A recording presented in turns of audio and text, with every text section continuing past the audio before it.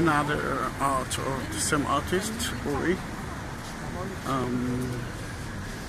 Can I say it's beautiful? It's part of kind of an exhibition, DLD Tel Aviv, which don't ask me what it is, but it's all about new things and blah blah blah.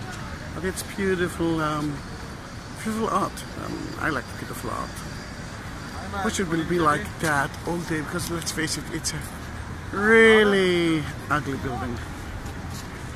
We are at Rothschild Avenue, very close to the Independence Hall, which is the place that we declare our independence. I'm talking about Israel, of course. That was the mayor house of Tel Aviv, Dizengoff. Beautiful. Let's see it again. See a little bit more of it.